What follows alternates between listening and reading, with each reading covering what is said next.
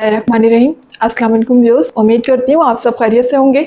आपको अपने channel miss Hina में वेलकम कहती हूँ। तो क्लास हम लोगों का class 10 maths and text book board chapter number 21 partial fraction continue है, जिसकी आज हम एक्सरसाइज 21.3 स्टार्ट करने जा रहे हैं। इससे पहले क्वेश्चन एक्सरसाइज 21.1 एंड 21.2 कंप्लीट करवा चुकी हूँ। जिन लोगों ने कंप्लीट नहीं किए वो मेरे चैनल की प्लेलिस्ट से जाकर कंप्लीट कर सकते हैं। इसके अलावा उस प्लेलिस्ट का लिंक आपकी वीडियो के डिस्क्रिप्शन में भी मौजूद है, आप वहां से क्लिक करके भी कंप्लीट कर सकते हैं। तो चलिए फिर स्टार्ट करते हैं आज एक्सरसाइज 21.3। जी, तो क्लास 21.3 में हम स्टडी करेंगे केस नंबर 3 को। याद है इंट्रोडक्शन में मैंने आपको टोटल कितने केसेस बताए थे? 4 केसेस बताए थे, और ये भी कहा था कि हर एक्सरसाइज में हम एक अलग केस को डिस्कस करेंगे। ठीक है, तो केस नंबर 1 हम पढ़ चुके हैं, केस नंबर 2, अब हम स्टार्ट करने जा रहे हैं केस नंबर 3। जी, तो केस नंबर 3 में क्या है? Denominator consist of non repeated quadratic factors. ठीक है, जैसे कि नाम से जाहिर है, non repeated quadratic factors. Quadratic equation आप ऑलरेडी पढ़ चुके हैं। क्या होती है क्वाड्रेटिक इक्वेशन? जिसकी हाईएस्ट वेरिएबल पावर स्क्वायर होती है और राइट साइड पे हमेशा इक्वल टू के 0 होता है, तो वो हमारी कहलाती है क्वाड्रेटिक इक्वेशन। लेकिन यहाँ हम क्वाड्रेटिक फैक्टर्स की बात कर रहे हैं, इक्वेशन की बात नहीं कर रहे हैं। ठीक है ना, फैक्टर्स इस टाइप के होते हैं जिसमें ब्रैकेट्स यूज करते हैं हम, और जो आपस में मल्टीप्लाई हो रहे होते हैं, प्रोडक्ट फॉर्म में लिखे होते हैं, that is called the factors. लेकिन हाँ, यहाँ भी वेरिएबल की हाईएस्ट पावर स्क्वायर होगी। अच्छा क्लास, अगर आप नोट करें एक बात, तो जब आपने एक्सरसाइज 21.1 पढ़ी थी, उसके डिनोमिनेटर में एक्स स्क्वायर लिखा हुआ था ना? आपने नोट किया होगा क्वेश्चन नंबर 1 और क्वेश्चन नंबर 2 में एक्स स्क्वायर मौजूद था। तो फिर ऐसी क्या वजह हुई कि उसको हमने केस नंबर 1 में डाला और यहाँ इसको हमने केस नंबर 3 में इंक्लूड किया? ऐसी क्या खास वजह थी कि इसको केस नंबर 3 में इंक्लूड किया गया? अगर वो क्वेश्चन इस जैसे थे, उनके भी डिनोमिनेटर में हाईएस्ट पावर एक्स स्क्वायर लिखी हुई थी, तो केस नंबर 3 में क्यों नहीं रखा गया उनको? जरा सोचिएगा इस बारे में। अब इसकी वजह बता देती हूँ, गौर से देखिएगा वीडियो को। इसकी वजह ये थी क्लास के वहां पर अगर केस नंबर 1 की बात कर रही हूँ, एक्सरसाइज 21.1, वहां पर अगर डिनोमिनेटर में एक्स स्क्वायर लिखा हुआ था तो साथ में ऐसा नंबर लिखा हुआ था जिसका स्क्वायर मौजूद था, यानी वहां इजीली हम फॉर्मूला अप्लाई कर सकते थे, a minus B A plus B. ठीक है ना, फॉर्मूला अप्लाई हो रहा था। या फिर अगर फॉर्मूला अप्लाई नहीं भी हो रहा था तो कम से कम मिडिल टर्म ब्रेक पॉसिबल थी। हम मिडिल टर्म ब्रेक करके फैक्टर बना रहे थे, तो जब फैक्टर बना रहे थे और जब फॉर्मूला लगा रहे थे, उसके बाद उसे किस में कन्वर्ट कर लेते थे? हम लीनियर फैक्टर में कन्वर्ट कर लेते थे। लेकिन यहाँ अगर आप गौर करें, जाहिर है जब वो लीनियर फैक्टर में कन्वर्ट हो जाता था तो फिर उसके बाद इजीली उस पर अप्लाई हो जाता था केस नंबर 1। ठीक है, क्योंकि केस नंबर 1 है क्या है? लीनियर फैक्टर के बारे में। अब यहाँ सिचुएशन दूसरी है, यहाँ पर एक्स स्क्वायर तो मौजूद है, लेकिन आप देख सकते हैं कि इस ब्रैकेट पे ना तो मिडिल टर्म ब्रेक हो सकती है और ना ही हम कोई फॉर्मूला अप्लाई कर सकते हैं। ठीक है ना, आप देख सकते हैं एक्स स्क्वायर प्लस 7, कोई फॉर्मूला लग सकता है यहाँ पर? नहीं लग सकता। क्या मिडिल टर्म ब्रेक हो सकती है? नहीं हो सकती। क्या कुछ कॉमन आ सकता है? नहीं आ सकता। इसका मतलब हम ये कह सकते हैं कि क्वाड्रेटिक फैक्टर्स तो हों। ठीक है ना, ये क्वाड्रेटिक फैक्टर तो है, क्वाड्रेटिक फैक्टर वो भी था, लेकिन वहां आगे सॉल्व करने की पॉसिबिलिटी मौजूद थी। या तो हम फॉर्मूला लगा लें या कुछ भी कर लें, ठीक है, लेकिन यहाँ सॉल्व करने की पॉसिबिलिटी मौजूद नहीं है। ना ही कोई फॉर्मूला अप्लाई हो सकता है, ना कॉमन आ सकता है, ना मिडिल टर्म ब्रेक हो सकती है।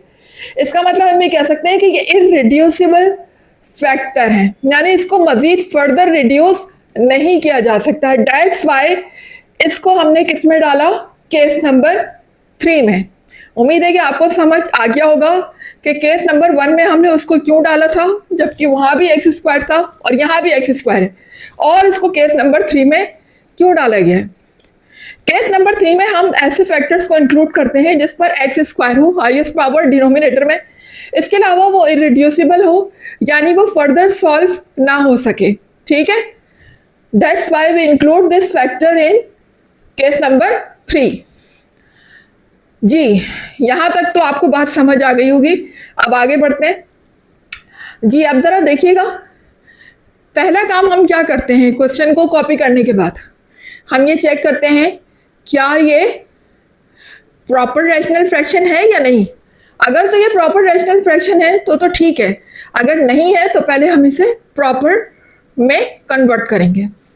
तो अभी आप देख सकते हैं कि यहाँ न्यूमिनेटर में हाईएस्ट पावर वेरिएबल की स्क्वायर है, जबकि डिनोमिनेटर में हाईएस्ट पावर क्यूब है। क्यूब कैसे है कि ये दोनों ब्रैकेट आपस में मल्टीप्लाई हो रही है, जब ये एक्स स्क्वायर एक्स से मल्टीप्लाई होगा तो इनकी पावर क्या हो जाएगी, क्यूब हो जाएगी। यानी डिनोमिनेटर में हाईएस्ट पावर न्यूमिनेटर के मुकाबले में क्या है, ग्रेटर है। दैट्स वाई हम ये कह सकते हैं कि ये फ्रैक्शन जो है ये प्रॉपर रैशनल फ्रैक्शन है। तो अब इसको प्रॉपर में कन्वर्ट करने की जरूरत तो नहीं है, जो ऑलरेडी प्रॉपर है। इसके अलावा हमारे पास डिनोमिनेटर में फैक्टर्स की फॉर्म भी मौजूद है, फैक्टर की फॉर्म बनाने की भी जरूरत नहीं है, ठीक है। तो अब दोनों ही कंडीशन हमारी पूरी हो रही है। तो अब हम स्टार्ट करते हैं अपना क्वेश्चन। इसकी सपोजिशन हम किस तरीके से करेंगे, सबसे पहले लिखिएगा लेट, वीडियो बहुत इंपॉर्टेंट है क्लास और बहुत इंपॉर्टेंट क्वेश्चन है, मिस करने की या फॉरवर्ड करने की हरगिज़ गलती नहीं कीजिएगा। वीडियो को गौर से देखें तभी समझ आएगा question. Let X square minus X minus 13 upon X square plus 7 X -2। अब आप डिनोमिनेटर में देखिएगा, जाहिर है कि जितने भी हमने अब तक पार्शियल फ्रैक्शन को सपोज किया है, हम न्यूमिनेटर को वॉच नहीं करते। हमारी कंसर्न किससे होती है, सिर्फ और सिर्फ डिनोमिनेटर से। तो डिनोमिनेटर में आप देख सकते हैं there are 2 brackets over here, ठीक है। तो हम यहाँ पर इसको 2 मरतबा सपोज करेंगे। किस तरीके से करेंगे, अब सपोज करने का तरीका थोड़ा डिफरेंट है केस 1 और केस 2 के मुकाबले में। तो जरा गौर से देखिएगा, देखेंगे जो फर्स्ट ब्रैकेट मेरी लिखी हुई है ये क्या है, इसके ऊपर x के ऊपर पावर लगी हुई है स्क्वायर, जबकि यहां पर x सिंगल है। तो जिस ब्रैकेट के ऊपर x की पावर स्क्वायर लगी हुई है उसकी सपोजिशन देखें कैसे होगी, a1, ठीक है। अच्छा, पहले हम क्या करते थे, एक ब्रैकेट के लिए एक कांस्टेंट सपोज करते थे a1, लेकिन यहां पर चूंकि पावर x की क्या आ गई, स्क्वायर आ गई, तो यहां पर अब 2 कांस्टेंट सपोज करेंगे हम। एक कांस्टेंट नहीं, एक कांस्टेंट किसके लिए होता था, सिर्फ सिंगल x के लिए होता था, लीनियर फैक्टर के लिए होता था। लेकिन यहां पर क्या है, ये क्वाड्रेटिक फैक्टर है।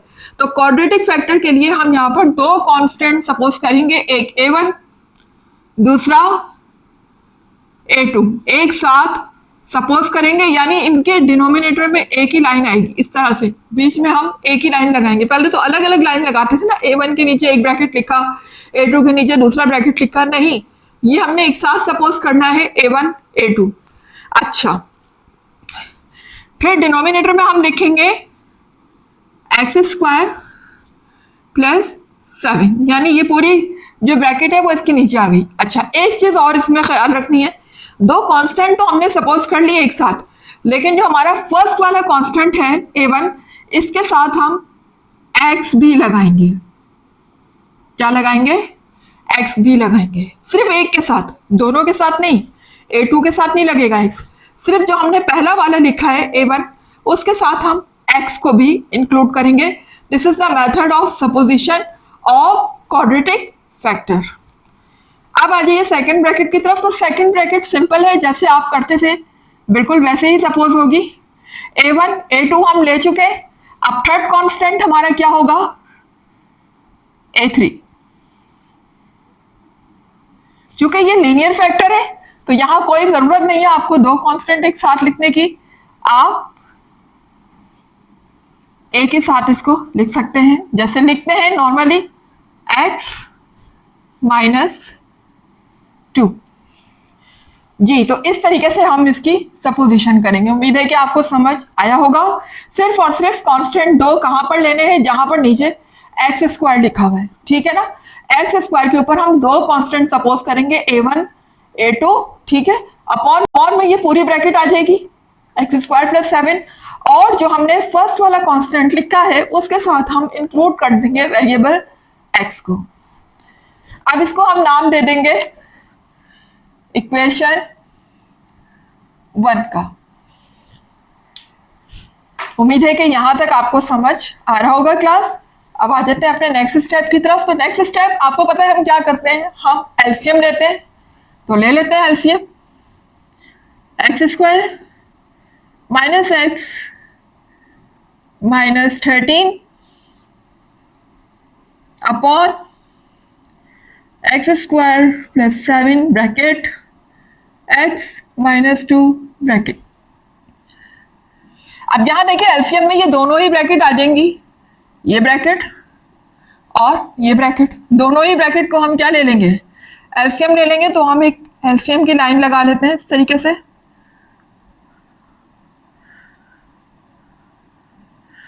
ये लीजिए, ये हमने लाइन लगाई, उसके बाद हमने दोनों ब्रैकेट को क्या ले लिया, एलसीएम ले लिया।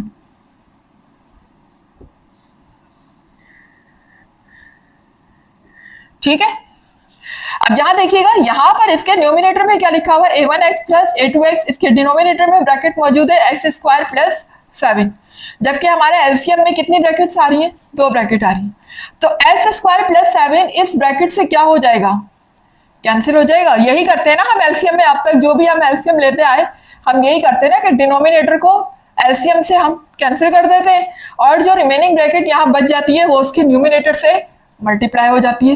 तो सेम वही काम हम यहाँ भी करेंगे, x² प्लस 7 x² प्लस 7 आपस में कैंसिल हो गए और हमारी रिमेनिंग क्या रह गई, x माइनस 2, जो कि मल्टीप्लाई हो जाएगी इसके न्यूमिनेटर से, यानी कि a1x प्लस a2 मल्टीप्लाई किससे हो गया, x माइनस 2 से। अब इधर आ जाइए, इधर देखिएगा क्या लिखा हुआ है, a3 जी। a3 में हम क्या करेंगे, देखिए यहां पर a3 के नीचे क्या लिखा हुआ है, x माइनस 2, जबकि एलसीएम में हमारे पास 2 ब्रैकेट है, x² प्लस 7 और x माइनस 2, ठीक है ना। तो अब हम क्या करेंगे, x माइनस 2 को x माइनस 2 से यहां पर कैंसिल कर देंगे। कैंसिल कहाँ करना है, अपने माइंड में। अच्छा, अगर आप माइंड में करते भी और आपको फिर भी याद नहीं रहता तो फिर आप ये कर सकते हैं कि आप पेंसिल से कैंसिल कर दें, वक्ती तौर पर, टेम्परेरी तौर पर पेंसिल से कैंसिल कर दें। जब आप एलसीएम पूरा ले लें तो बाद में मिटा दें रबड़ से, ठीक है, ये भी तरीका है, इस तरीके से भी आप कर सकते हैं। तो x माइनस 2 से x माइनस 2 क्या हो गया, कैंसिल हो गया। रिमेनिंग मेरे पास कौन सी ब्रैकेट बची, x² प्लस 7, जो कि मल्टीप्लाई किससे हो जाएगी, इसके न्यूमिनेटर यानी कि a3 से।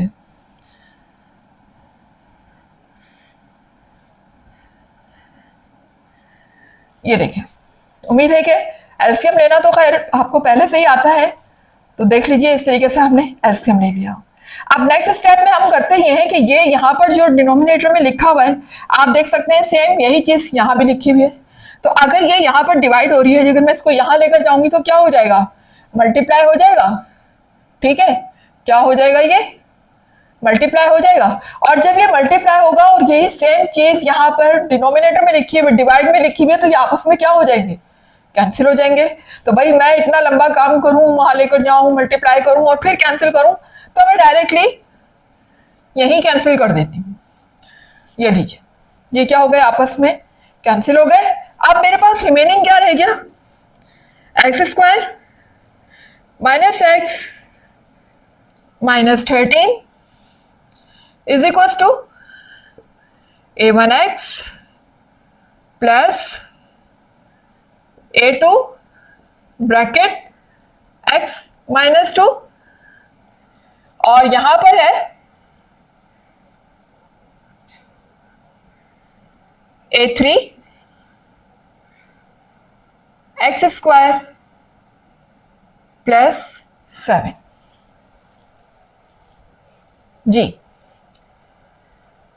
तो उम्मीद है कि क्लास यहां तक आपको क्लियर होगा कॉन्सेप्ट, ठीक है। अच्छा, ये यहां पर ना ब्रैकेट लगी हुई है क्लास, ये दोनों ही इससे क्या हो रहे हैं, मल्टीप्लाई हो रहे हैं इस तरीके से, ये आप देख सकते हैं, ठीक है। सिर्फ ये a2 से ब्रैकेट मल्टीप्लाई नहीं हो रही है, बल्कि ये जो ब्रैकेट है जो हमने इसको मल्टीप्लाई करवाया था यहाँ पर, ठीक है, ये दोनों से मल्टीप्लाई हो रही है ना, तो यहाँ पर हमने ब्रैकेट का यूज कर लिया जी। तो क्लास अब हम उसके बाद ये जो हमारे पास इक्वेशन निकल कर आई है कैंसिल होने के बाद, इसको हमने क्या कर देना है, इसको नाम दे देना है इक्वेशन 2 का। ठीक है, अब ऐसा क्यों किया मैंने, इक्वेशन 2 का नाम क्यों दिया इसको? भाई मैं यहाँ पर मल्टीप्लाई करवाती और फिर आपस में इनको इक्वेट करवाती, ऐसा मैंने क्यों किया? क्योंकि यहाँ पर हम किसी एक कांस्टेंट की वैल्यू मालूम कर सकते हैं। वो कैसे कि देखिए, अगर मैं यहाँ पर x की प्लेस में, ये ब्रैकेट क्या हो रही है, इस ब्रैकेट से मल्टीप्लाई हो रही है, यहाँ पर मेरे पास कितने कांस्टेंट लिखे हुए हैं, 2 कांस्टेंट लिखे हुए हैं। अगर यहाँ मैं x की कोई ऐसी वैल्यू पुट कर देती हूँ जिससे कि ये ब्रैकेट 0 बन जाए, उससे होगा क्या कि ये जब 0 बनेगी तो ये इस पूरी ब्रैकेट से जब मल्टीप्लाई होगी तो इस पूरे को क्या कर देगी, 0 कर देगी। यानी ये चीज तो रिमूव हो जाएगी मेरी, ये दोनों कांस्टेंट रिमूव हो जाएंगे, बचेगी कौन सी ब्रैकेट, ये वाली। यहाँ पर जाहिर है कि अगर मैं x की वैल्यू 2 पुट करूंगी तो ये 0 नहीं होगी, लेकिन इजीली यहाँ पर हम a3 को फाइंड कर लेंगे, क्योंकि यहाँ पर a3 क्या लिखा हुआ है, सिंगल लिखा हुआ है, डबल नहीं है ना, यहाँ पर कोई कांस्टेंट, सिंगल है, तो हम इजीली a3 की वैल्यू फाइंड कर लेंगे। तो इस तरीके से एक कांस्टेंट की वैल्यू मेरे पास आ जाएगी, ठीक है ना। उसके बाद फिर हम मल्टीप्लाई करवाएंगे, तो यहां पर लिख लीजिएगा put x is equal to 2। किस लिए 2 पुट कर रहे हैं हम x की प्लेस में 2? ताकि मुझे a3 मिल जाए। तो स्टार्ट में ये भी लिख लीजिएगा, to find a3 put x is equals to 2 in equation 2 on both sides। ठीक है, दोनों तरफ मैंने x की वैल्यू को क्या पुट कर देना है, 2। प्लस का 2 रखिएगा क्लास, माइनस का 2 नहीं रखिएगा, प्लस का 2 रखेंगे, जब भी वो -2 से क्या होगा, कैंसिल होगा। तो यहां पर हम जहां जहां x है वहां पर मैं क्या रख दूंगी, 2 रख दूंगी। तो देख लीजिए, यहां पर भी 2 आ जाएगा, यहां पर भी 2 आ जाएगा, और a1 के साथ भी यहां पर 2 आ जाएगा, प्लस a2 के साथ लिखा हुआ a2। आगे देखें, यहां जहां x है वहां मैंने क्या रख देना है, 2 रख देना है, ये 2 रखा, -2, ठीक है। उसके बाद प्लस a3, एक्स स्क्वायर की प्लेस में हमने क्या रखना है, 2 रखना है। तो x की जगह पर मैंने 2 रखा, और उसके ऊपर चूंकि स्क्वायर लगा हुआ है तो हम भी इसके ऊपर स्क्वायर लगा देंगे। यहाँ पर हम कर्ली ब्रैकेट का यूज कर लेते हैं, जो कि राउंड ब्रैकेट ऑलरेडी यूज हो चुका है। ये बाहर a3 लिखा हुआ है, +7, ठीक है। इस तरीके से मैंने जहां जहां भी x था वहां पर क्या वैल्यू पुट कर दी है, 2 पुट कर दी है। अब इनको हम सिंप्लीफाई करके देख लेते हैं। तो देखिए, यहाँ पर 2 के ऊपर स्क्वायर है, इट मीन्स कि 2 को 2 से मल्टीप्लाई करना है, तो 2 2 जा 4 हो जाएगा। आगे लिखा हुआ है -2 -13, और यहाँ देखिएगा ये प्लस का 2 है, ये माइनस का 2 है, ये दोनों आपस में क्या हो गए, कैंसिल हो गए। तो जब ये कैंसिल हो गए तो ये ब्रैकेट क्या बन गई, 0 बन गई। और 0 जब इस पूरे ब्रैकेट से मल्टीप्लाई होगा तो क्लास क्या हो जाएगा, ये 0 हो जाएगा। तो मैं इस पूरे टर्म के बदले में क्या लिख सकती हूँ, 0 लिख सकती हूँ। फिर मुझे इसको कॉपी करने की जरूरत ही क्या है, जब ये 0 हो चुकी है। मैं डायरेक्ट यहाँ पर क्या लिखूं, 0 लिख दूं, ठीक है। आगे देखिएगा, यहाँ पर लिखा हुआ है a3, और अगर हम 2 को 2 टाइम्स मल्टीप्लाई करते हैं तो ये हो जाता है 4 + 7। यहां देखिएगा, 13 माइनस का, 2 माइनस का, 4 प्लस का, यानी 2 नंबर मेरे पास माइनस के हैं और 1 नंबर किसका है, प्लस का है। तो 13 में अगर मैं 2 को प्लस करती हूँ तो क्या देखिए, ये दोनों तो माइनस के ना, आपस में प्लस हो जाएंगे। तो माइनस माइनस प्लस, 13 में 2 प्लस होगा तो ये हो जाएगा 15, ठीक है। लेकिन किसका होगा, माइनस का होगा, यानी माइनस का 15 होगा। माइनस का 15 और प्लस का 4, ये दोनों आपस में क्या होंगे, सब्ट्रैक्ट होंगे, अपोजिट साइन है। तो 15 में से जब हम 4 को माइनस करेंगे तो यहाँ पर मेरे पास रह जाएगा 11। क्या रह जाएगा, 11। लेकिन किसका, माइनस का, चूंकि ग्रेटर नंबर 15 है और 15 के साथ लगा हुआ है माइनस साइन, तो जो रिमेनिंग होगा उसके साथ भी माइनस साइन आएगा। आगे देखिएगा, यहां लिखा हुआ है a3, जीरो को लिखने की जरूरत नहीं है। 4 प्लस 7 मेरा क्या हो जाएगा जी, 4 प्लस 7 हो जाएगा 11। ठीक है, तो 11 यहाँ A3 से क्या हो रहा है, मल्टीप्लाई हो रहा है। इसको हम इधर ले आते हैं राइट लेफ्ट साइड पे, तो ये -11 से क्या हो जाएगा, डिवाइड हो जाएगा। तो कर देते हैं फिर, ये देखिए ये डिवाइड हो गया और यहाँ पर अब A3 रह गया। अब ये क्या होगा, 11 से 11 कैंसिल हो गए, यहाँ पर 1 आ गया ना 1। तो अब A3 की वैल्यू मुझे क्या मिल गई, A3 की वैल्यू क्या यहाँ पर आ चुकी है, 1 आ चुकी है। लेकिन साथ में आप देख रहे हैं कि साइन क्या लगा हुआ है, माइनस का। माइनस साइन कैंसिल नहीं हुआ है तो माइनस साइन आएगा। ठीक है, तो A3 की वैल्यू मुझे मिल गई -1। फिर हम क्या करेंगे, ब्रैकेट्स को आपस में मल्टीप्लाई करवा देते हैं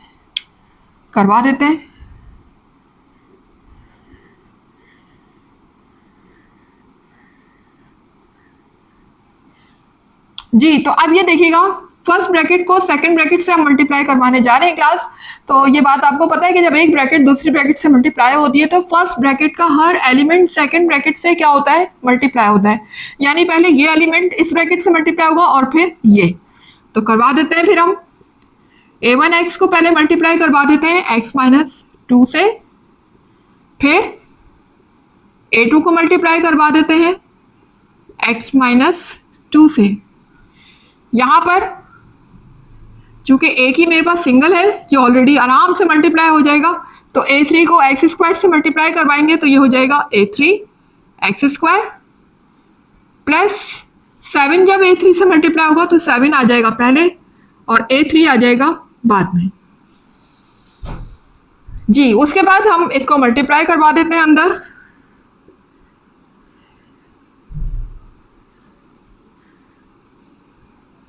जी, A1x जब x से मल्टीप्लाई होगा तो ये हो जाएगा A1x²। इसी तरह से A1x जब 2 से मल्टीप्लाई होगा तो 2 पहले आ जाएगा और A1x बाद में आ जाएगा। इसी तरह से A2 जब मल्टीप्लाई होगा x से तो ये हो जाएगा A2x, और A2 जब मल्टीप्लाई होगा 2 से तो क्या होगा, प्लस माइनस माइनस, और 2 पहले आ जाएगा, A2 आ जाएगा बाद में। यहां देखिएगा, इसको हम जस्ट कॉपी कर देते हैं।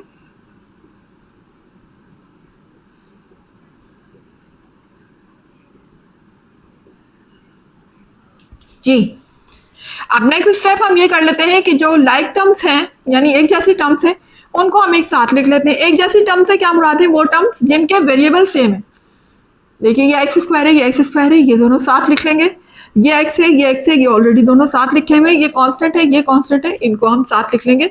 तो दीज आर लाइक टर्म्स, इनको हम एक साथ लिख लेते हैं।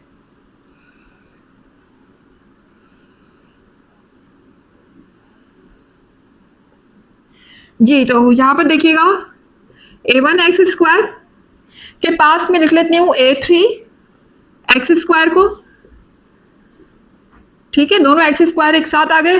फिर दोनों x को हम एक साथ लिख लेते हैं जो कि पहले से ही एक साथ लिखे हुए हैं, बस इनको हम कॉपी कर देते हैं।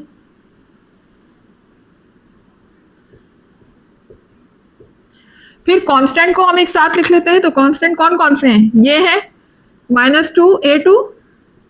जी क्लास, आपको उम्मीद है कि कांस्टेंट और वेरिएबल का कॉन्सेप्ट अच्छी तरह से क्लियर होगा। कांस्टेंट हमारे वो होते हैं जिनके साथ किसी किस्म का कोई वेरिएबल ना हो, यानी कोई भी x यहाँ मौजूद नहीं है, ना तो x और ना ही x²। That's why these are called constant.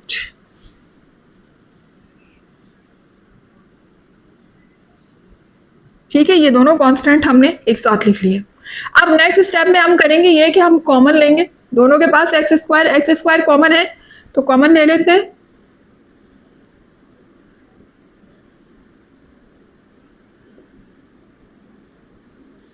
ये हमने कॉमन ले लिया। अब रिमेनिंग अंदर ब्रैकेट में मेरे पास क्या होगा, A1, जबकि यहां पर क्या होगा, A3। ठीक है, यहां से x कॉमन आ जाएगा, दोनों के पास x है तो हम x कॉमन ले लेते हैं। अच्छा क्लास, एक चीज का ख्याल रखिएगा, अगर आप यहाँ पर माइनस कॉमन लेते हैं, मसला नहीं है, ले सकते हैं कॉमन, तो फिर ये मत भूलिएगा अंदर अगर आपने माइनस साइन कॉमन लिया तो ये माइनस साइन इस साइन से मल्टीप्लाई होता है। चले मैं यहाँ पर माइनस कॉमन ले लेती हूँ। वरना अगर आप मल्टीप्लाई करवाना भूल जाते हैं, बिलफर्ज आपने माइनस कॉमन लिया लेकिन आपने इसको प्लस ही कॉपी कर दिया, तो फिर पूरा क्वेश्चन आपका रॉन्ग हो जाएगा, ठीक है ना। इस चीज़ का बहुत ख्याल रखना। या तो फिर आप ये करें कि माइनस कॉमन ही ना लें, जैसे साइन है वैसे ही कॉपी कर दें। फॉर एग्जाम्पल मैं यहाँ पर माइनस कॉमन नहीं ले रही, मैं यहाँ प्लस लिख देती हूँ, प्लस एक्स। या तो आप एज इट इज प्लस का साइन ले लें बाहर, माइनस कॉमन ना लें। अगर आप माइनस कॉमन लेते हैं तो फिर माइनस साइन को आपको अंदर मल्टीप्लाई करवाना होगा, तो ये प्लस जो है फिर क्या बन जाएगा, माइनस बन जाएगा। तो बाद में स्टूडेंट ये मल्टीप्लाई करवाना भूल जाएंगे साइन को, ऐसा पॉसिबल है। मैं ये नहीं कह रही कि हर स्टूडेंट भूल जाएगा, लेकिन हो सकता है कुछ स्टूडेंट साइनों को आपस में मल्टीप्लाई करवाना भूल जाए। तो ऐसी सूरत में बेहतर ये है कि आप साइन कॉमन ना लें, आप सिर्फ एक्स कॉमन लें और बाहर प्लस लिखें, माइनस ना लिखें बाहर, ठीक है। मैंने एक्स कॉमन लिया, अंदर ये जो साइन लगा हुआ है ना माइनस, इसको हम एज इट इज कॉपी करेंगे, क्योंकि साइन हमने कॉमन नहीं लिया है, तो minus as it is copy हो जाएगा a1, और यहाँ पर मेरा रह जाएगा प्लस a2, ठीक है ना। अब कोई मसला नहीं है, जैसे साइन लिखे हुए थे वैसे ही मैंने एज इट इज इधर कॉपी कर दिए। लेकिन अगर मैं माइनस कॉमन ले लेती तो फिर यहाँ पर साइन क्या हो जाते, चेंज हो जाते, ये माइनस प्लस का हो जाता और ये प्लस माइनस का हो जाता। और बिलफर्ज अगर वो चेंज करना आप लोग भूल जाते, कोई स्टूडेंट ऐसा होता है कि भूल जाते हैं साइन चेंज करना, इनको तो देख लिया आपने, एक्स कॉमन ले लिया, ये तो कॉपी कर देते, लेकिन अगर साइन चेंज करना भूल जाते तो फिर आपका सही आंसर नहीं आता, ठीक है ना। इट्स अ बिग मिस्टेक, बड़ी मिस्टेक है। लिहाजा इसका सॉल्यूशन, इसका बेहतर आइडिया ये है कि आप साइन कॉमन ना लें, सिर्फ एक्स को कॉमन लें। इनको हम कॉपी कर लेंगे,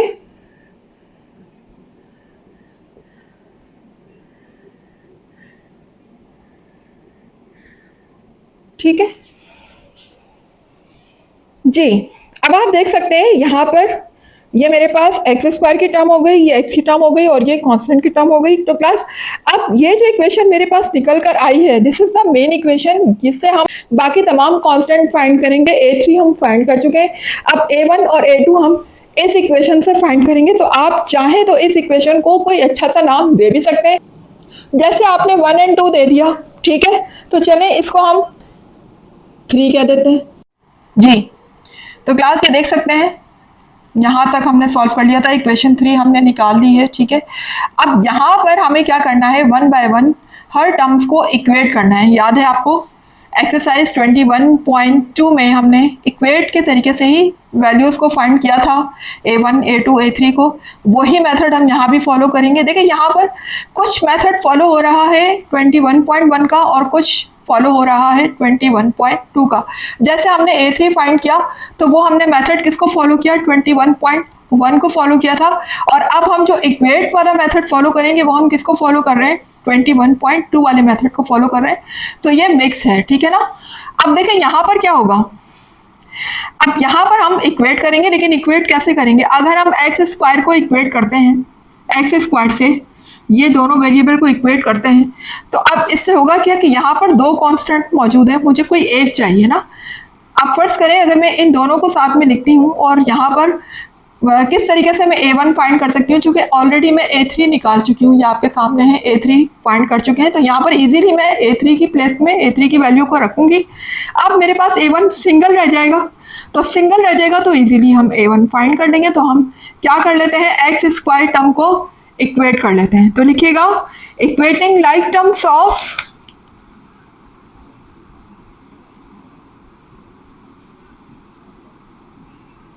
इक्वेटिंग लाइक टर्म्स ऑफ, कौन सी टर्म को इक्वेट कर रहे हैं, एक्स स्क्वायर वाली टर्म को इक्वेट कर रहे हैं। तो यहाँ आगे लिखिएगा एक्स स्क्वायर, और किस इक्वेशन से कर रहे हैं, इक्वेशन 3 से कर रहे हैं। तो यहाँ लिखिएगा फ्रॉम इक्वेशन 3, ठीक है। दोनों को हम इक्वेट कर रहे हैं, यानी लेफ्ट हैंड साइड और राइट हैंड साइड को। तो लेफ्ट हैंड साइड में मेरा लिखा हुआ है एक्स स्क्वायर, जबकि राइट हैंड साइड में एक्स स्क्वायर वाली टर्म है ये शुरू वाली जो आपको नजर आ रही है, इसको कॉपी कर लेंगे, a1 प्लस a3 जी। अब होगा क्या, भाई ये A2 यहाँ पर मल्टीप्लाई हो रहा है, सॉरी एक्स स्क्वायर यहाँ पर मल्टीप्लाई हो रहा है। अब एक्स स्क्वायर इधर आने के बाद डिवाइड हो जाएगा, तो एक्स स्क्वायर से एक्स स्क्वायर क्या हो जाएंगे, कैंसिल हो जाएंगे। कैंसिल हो जाएंगे तो यहाँ पर 1 रह जाएगा। तो मैं यहाँ पर ये वाला स्टेप क्यों करूँ, ये तो आपको ऑलरेडी पता है कि जाहिर है इसको लेकर आने पे इधर डिवाइड होगा, कैंसिल होगा। हम डायरेक्टली इसको कैंसिल कर देते, ये लीजिए कैंसिल कर दिया। अब यहाँ कैंसिल होने के बाद क्या रह गया, सिर्फ 1 रह गया। दोनों कैंसिल होगा ना एक्स स्क्वायर से स्क्वायर, तो यहाँ 1 रह गया। और यहाँ मेरे पास क्या रह गया, A1। और A3 नहीं लिखेंगे हम, बल्कि A3 की प्लेस में A3 की वैल्यू को लिखेंगे। तो A3 इक्वल है -1 के, तो यहाँ पर मैं लिख देती हूँ A3 की प्लेस में -1। अब चूंकि यहाँ पर A3 की वैल्यू को मैंने पुट करा है, तो आप यहाँ छोटा सा रेफरेंस दे दीजिएगा कि जी A3 चूंकि इक्वल है -1 के, इस वजह से हमने A3 की वैल्यू की प्लेस में हमने क्या रखा है, -1। छोटा सा यहाँ पर साइड में रेफरेंस दे दें तो अच्छा है, नहीं भी देंगे तो कोई फर्क नहीं पड़ता, लेकिन बेहतर है कि दे दें, ठीक है ना। उसके बाद देखिएगा ये प्लस माइनस माइनस हो जाएगा।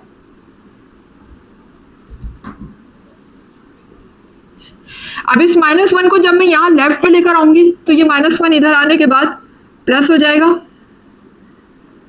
सॉरी ये इधर आने के बाद प्लस हो गया। और A1 मेरा यहाँ पर रह गया सिंगल। 1 + 1 क्या हो जाएगा, 2 हो जाएगा। तो A1 की वैल्यू मुझे क्या मिल जाएगी, 2 हो जाएगी, ठीक है। A1 मेरे पास क्या आ चुका है, 2 आ चुका है जी। क्लास तो आपने देखा A1 हमारे पास आ चुका है 2 और A3 हमारे पास आ चुका है -1। कौन सा कांस्टेंट है जो अभी तक नहीं फाइंड किया हमने, वो है A2। अब हम फाइंड करने जा रहे हैं A2। तो क्लास यहाँ पर अगर आप इक्वेशन को देखें, इक्वेशन 3 को, तो यहाँ पर A2 देखिए कहाँ लिखा हुआ है, हम वहाँ देखते हैं। A2 एक तो यहाँ लिखा हुआ है इस ब्रैकेट में, और A2 यहाँ भी लिखा हुआ है। तो हम चाहें तो यहाँ से भी A2 फाइंड कर सकते हैं, चूंकि A1 भी अब हमारे पास मौजूद है, और यहाँ से भी हम A2 फाइंड कर सकते हैं चूंकि A3 भी हमारे पास मौजूद है। ये अब आपकी मर्जी है, आप कहीं से भी किसी को फाइंड कर लें। तो मैं इक्वेट कर लेती हूँ लाइक टर्म्स ऑफ x को, लेकिन ये ज़रूरी नहीं है, आप कांस्टेंट को भी इक्वेट कर सकते हैं, क्योंकि आपके पास तो देखिए दोनों ही वैल्यू मौजूद है ना, A1 भी मौजूद है और A3 भी मौजूद है। अगर मैं इसको सपोज करती हूँ लाइक टर्म्स को, तो यहाँ पर देखिएगा A1 की प्लेस में मैं वैल्यू लिख लूँगी, और अगर मैं इसको सपोज कर ली हूँ तो मैं A3 की प्लेस में वैल्यू लिख लूँगी और मेरे पास A2 आ जाएगा। दोनों से सेम आंसर आएगा, ठीक है ना। चलिए मैं इसको सपोज कर लेती हूँ x टर्म को, ठीक है। आप चाहें तो आप उसको भी सपोज कर सकते हैं, कांस्टेंट को भी सपोज कर सकते हैं, इक्वेट कर सकते हैं, सॉरी सपोज नहीं इक्वेट कर सकते हैं, तो तब भी आपका आंसर वही आएगा। मैं इक्वेट कर रही हूँ लाइक टर्म्स ऑफ x, तो यहाँ पर लिख लेते हैं इक्वेटिंग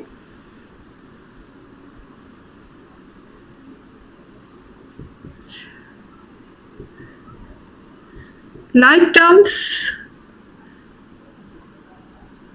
ऑफ x। किस इक्वेशन से कर रहे हैं हम, इक्वेशन 3 से कर रहे हैं, तो यहाँ पर नाम दे दिया करें फ्रॉम इक्वेशन 3, ठीक है ना। इसको नाम इसलिए दिया ताकि चूंकि ये इक्वेशन बार बार यूज हो रही है इक्वेट करने के लिए, इसलिए हमने इस इक्वेशन को एक पर्टिकुलर नाम दे दिया इक्वेशन 3 का। अब देखिए मैं लाइक टर्म्स किसको कर रही हूँ, इक्वेट x को। तो यहाँ पर लेफ्ट साइड पे अगर आप देखें तो क्या लिखा हुआ है, -x, और यहाँ पर x टर्म को देखिएगा क्या लिखा हुआ है, x ब्रैकेट -2a1 + A2, ठीक है। अब आप ये जैसे आपने लास्ट उसमें क्या स्टेप में यहाँ पर x से x डायरेक्टली कैंसिल कर दिया था, हम यहाँ भी यही करते हैं कि डायरेक्टली x से x को कैंसिल कर देते हैं, सॉरी एक्स स्क्वायर को जैसे हमने कैंसिल किया था यहाँ पर हम x को कैंसिल कर देते हैं, क्योंकि आखिर ये यहाँ मल्टीप्लाई हो रहा है तो यहाँ आने के बाद डिवाइड हो जाएगा, तो ये लीजिएगा ये डायरेक्टली यहाँ पर कैंसिल हो गया।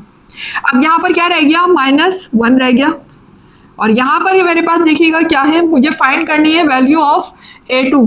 तो A1 की प्लेस में मैं A1 की वैल्यू को लिख सकती हूँ ना, देखिए A1 किसके इक्वल है, 2 के, तो मैं A1 की प्लेस में क्या लिख देती हूँ, 2 लिख देती हूँ, ठीक है ना। A1 की प्लेस में मैंने 2 लिखा, और चूंकि A2 तो मुझे फाइंड करना है, इसको हम कॉपी कर लेंगे।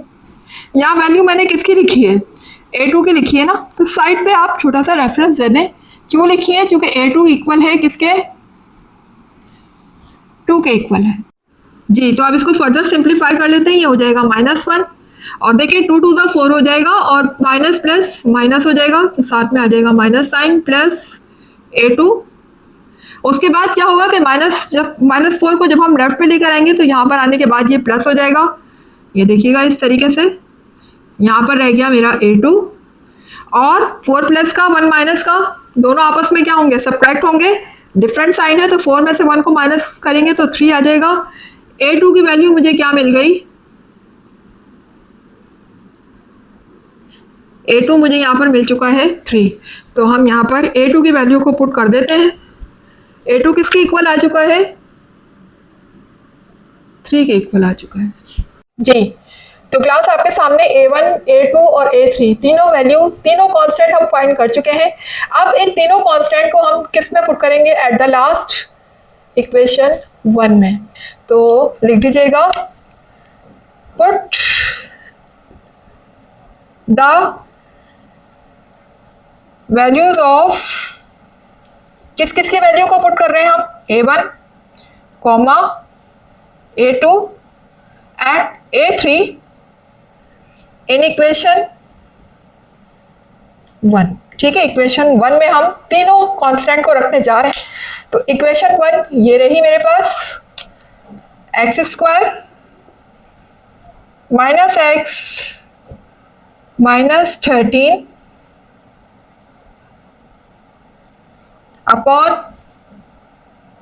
x² plus 7 bracket x minus 2 is equals to, देखिए आगे लिखा हुआ है A1, जहां जहां A1 है A1 की प्लेस में हम क्या लिख देंगे? 2 लिख देंगे। यहाँ पर मैंने लिखा 2, आगे देखिए x लिखा हुआ है तो 2 के साथ x आ जाएगा, प्लस आगे क्या लिखा हुआ है? A2 के प्लेस में हम लिख देंगे 3, ये 3 आ गया, अपॉन में देखिए ब्रैकेट क्या लिखी है? x² प्लस 7, फिर आगे देखिएगा प्लस का साइन है और A3 लिखा हुआ है ऊपर, तो A3 की प्लेस में हम क्या लिख देंगे? -1। अच्छा क्लास, अब देखिए यहाँ A3 है माइनस पे, जबकि यहाँ पर मेरा साइन लगा हुआ है प्लस, तो जाहिर है कि जब हम A3 यहाँ -1 लिखेंगे तो ये माइनस प्लस क्या हो जाएंगे? आपस में मल्टीप्लाई होकर माइनस हो जाएंगे। तो मैं यहाँ डायरेक्टली क्या लिख सकती हूँ? माइनस लिख सकती हूँ। ठीक है, बजाय इसके कि आप एक और स्टेप करें, आप डायरेक्टली यहाँ पर माइनस ही लगा दें, क्योंकि बिल आखिर मल्टीप्लाई होने के बाद भी इसको क्या बन जाना है? माइनस ही बन जाना है। तो आप डायरेक्ट माइनस लगा दें और यहाँ लिख दीजिएगा 1। A3 की प्लेस में हमने लिखा 1 और नीचे ब्रैकेट मेरी लिखी हुई है x माइनस 2 जी। तो क्लास ये देख सकते हैं यहाँ पर हमने इस एक्सप्रेशन को, इस फ्रैक्शन को रिजॉल्व कर दिया है इनटू पार्शियल फ्रैक्शन में। यही हमसे पूछा गया था क्वेश्चन में। तो ये पार्शियल फ्रैक्शन की सूरत में मेरा आंसर यहाँ पर आ चुका है, दैट इज ओवर आंसर जी। तो क्लास यहाँ पर मेरा एक्सरसाइज 21.3 का क्वेश्चन नंबर 1 हो चुका है कंप्लीट। उम्मीद है कि क्लास आपको समझ आया होगा। केस नंबर 3 थोड़ा सा केस नंबर 1 और केस नंबर 2 से डिफरेंट है, इसकी सपोजिशन का तरीका भी थोड़ा डिफरेंट है, इसीलिए बार बार कह रही हूँ कि वीडियो स्किप या फॉरवर्ड करके मत देखिएगा, नहीं तो आप ये समझ नहीं पाएंगे।